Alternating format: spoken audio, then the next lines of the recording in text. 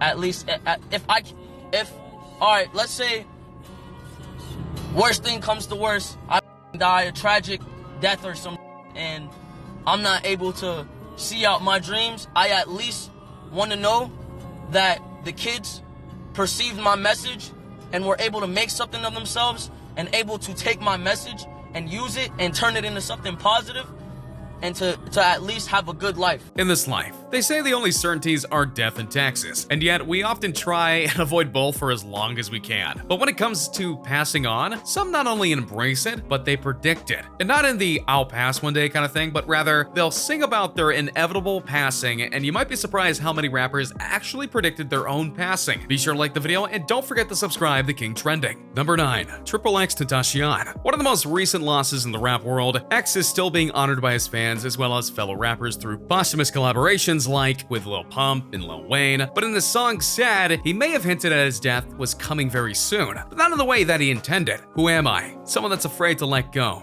You decide if you're ever gonna let me know. Yeah. Suicide if you ever try to let go. I'm sad. I know, yeah. I'm sad. I know, yeah. In this song, he's singing about the loss of a loved one. But here, it can be taken that if he ever lost his girl, his life would be the next to go. Sure enough, he did lose his longtime girlfriend, and then his life was taken. Not by his own hand, mind you, but someone else did it. And many in the world were sad. Plus, in the music video for Sad, there were a lot of parts where he himself saw him as... Plus, in the music video for Sad, there was a part where he saw himself in a casket, which is a reference to how many movies and TV shows show the spirits of people looking at themselves when they're gone at their own funerals. Number 8. Notorious B.I.G. In the 90s, there were two rappers on opposite sides of the United States that were dominating the rap industry. One was Tupac Shakur, and the other was Biggie Smalls, aka Notorious B.I.G. The irony of this particular prediction was that it wasn't the first time that Biggie Smalls rapped about dying. He honestly did it a lot in some very interesting ways, but when he wrote the track Suicidal Thoughts, it was clear that something was different, as he had this line, "I'm glad I'm dead. I swear to God, I feel like death is calling me." He was right. For a little while after, Biggie Smalls went to the Soul Train Awards, and when he left the event, he was caught in a drive-by that took his life from him. This left many to wonder if he well and truly knew that he was going to pass on this way, and that's why he wrote it in a song. But as tragic as the loss of Biggie Smalls is, it's the fact that a person or person who took the shots at him were never caught. The investigation happened, but no true suspects were ever arrested or truly charged with the crime of taking Biggie's life. And to this day, it's an unsolved mystery, and many movies and TV series have tried to block out how it happened, who might have done it, and more. But as of right now, the mystery is unsolved, and justice for Biggie and his family and his followers hasn't been given. And if you don't know, now you know. Number 7. Mac Miller. Mac Miller is a very curious case of the rap world. He's had many hit songs, had a very public relationship with Ariana Grande, and yet last year his life was lost due to an overdose. And when put next to his song and music video Self-Care, you have to wonder if he knew all along that this was going to be the way he was going out. The music video for Self-Care mostly focused on Miller being trapped in an underground coffin, and only at the end did he escape to live his life again. But perhaps this was an illusion. Maybe he did that to not worry the fans about what he would do not so long after. And in the song Self-Care, he sang, "Can't trust no one. Can't even trust yourself, yeah." In part, he was referencing Grande, who dumped him and then bashed him on social media, but he also knew that he couldn't trust himself, and he was right. And for it was by his own hand, as he did take the substances, that he passed.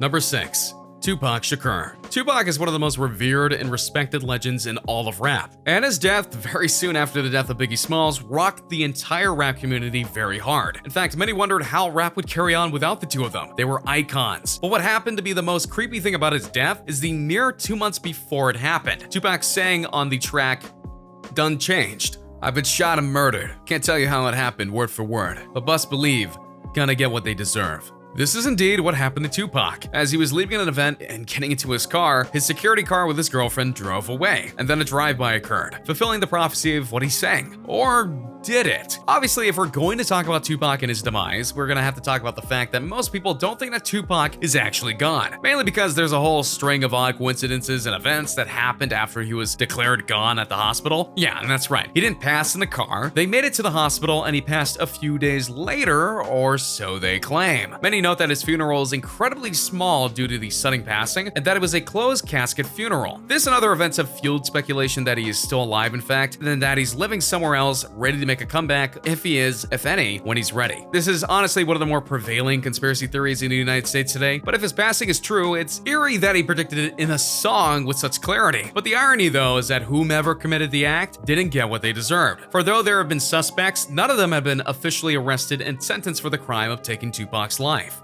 Number 5. Big L. One of the biggest crimes that can happen in the world is having a life taken before a person's true potential can be given to the world. Lamont Coleman was a rapper known as Big L, and it was clear from a young age that he was going to be a star in the rap world. He started making tracks and beats when he was a teenager, and then he released his true debut album at the age of 21. While he was working on his second album, which was highly anticipated, his life was taken from him. The album itself, not unlike many rappers, would follow a similar path out of life. It was released posthumously, and in it was a song called Casualties of a Dice Game, and it was in that song the following lyrics were: I got weak and fell on my rear. Now I can hear the sirens. That means here comes the Janks. But it's too late. I'm knocking on the pearly gates. The song was obviously made before his passing, and that's what makes the lines even more eerie, and how accurately they depict his impending passing. His life was taken by a drive-by in Harlem, New York, where he lived in February of 1999. Many consider him a young legend, and one that sadly won't become a full-grown one.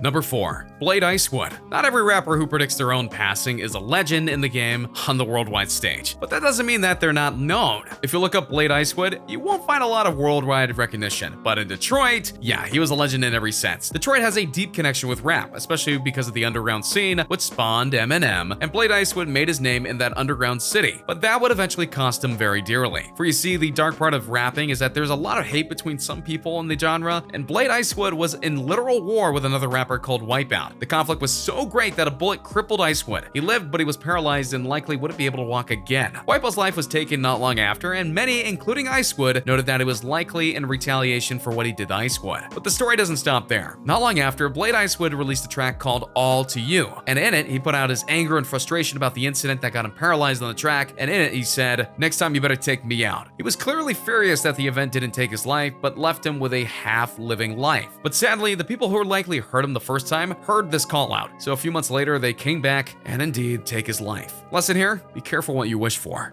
Number 3. Proof. How's this for a very odd set of circumstances? There was a Detroit rapper named Proof, and his life was taken from him in 2006. But it wasn't just the rapper who sang about his own passing. 2 other rappers did as well. One was a group by the name of D12, and then the legend himself, Eminem, sang a song about Proof passing. The first drop of the notion came during a collaboration between D12 and Proof called 40 Ounce. During Proof's lines, he talks about getting into a fight in a club, and then his life being taken as a result. Pretty harmless, right? Especially when it was just 2 years before Proof's passing. But then 1 year later, Eminem came out with a song called Toy Soldiers, and in the music video for the track, a friend of Eminem's is taken out in a drive-by, and Eminem can't do anything but watch. One of the lyrics that predicted the death was, "I'm in the club to beef. You gotta murder me there." Sure enough, Proof was taken by a drive-by in front of a Detroit club in 2006. Coincidence, irony, fate, or something more? Yeah, you gotta tell me in the comments down below. Number 2. Chinx Drugz. French Montana is doing very well by himself in the rap game and other business ventures, but he did once ride with a crew called the Coke Boys, and one of the people in that crew was a man/rapper named Chinx Drugz. And while he was associated with French Montana, he was earning his own name in the world because of his songs and their content. A lot of his tracks were about hardships that he had suffered, such as growing up in the very rough Queens of New York City. But one of the biggest things he did was make a song called Maybe, where he vented about the rough lifestyle that his friend had lived, which was very similar to his own, and his friend had taken his life. He poured all his emotion into that song and sang, "Certain things in life just go unexplained. Death's a sure thing. Kids left to hold your name. This is for my homies on the other side. We see you short, but try hard not to fuck up my stride. Shiesty won't fuck up my high. Put the key in the ignition and jump in the ride. Just trying to find a peace of mind. This nasty, trying to take a piece of mine." All of this clearly screamed that he felt he would be going on to the next life himself soon, and that in 2015, that promise came true. Number 1. Dolla. Another rapper that was gone too soon, Dolla had his life taken before he could ever release his first true album. Even though he never released it when he was alive, the tracks were eventually released, including the track Georgia Nights about his life in Atlanta and the life he had there. And the track he sang about how his fate was likely already sealed. Waking up in cold sweats having dreams of going out with a bang. My papa died by a gun. I'll die by the gun. And if I ever have a son, he'll probably die by the same. They say the good die young, so I must be on my way. Sadly, he was right. His life was taken in Los Angeles in 2009. And there you have it, the rappers who predicted their own passing. Are you freaked out by how accurate some of these predictions were? Also, which one chilled you to your bones? By the way, if you know another rapper who predicted his or her own passing, let me know in the comments down below. Be sure to subscribe, and I'll see you next time on King Trending. Hey, just a reminder that we're changing up the giveaways. From now on, we're offering the Galaxy Note 9, the one that comes with the exclusive Fortnite skin, the new iPhone X Max, which we'll pre-order for you, and the new Apple Watch Series 4, which we'll also pre-order for you. The winner gets to decide between these 3. Make sure to subscribe, turn on notifications, drop a like, and comment the hidden message in the video for a chance to win. You got nothing to lose. Go for it.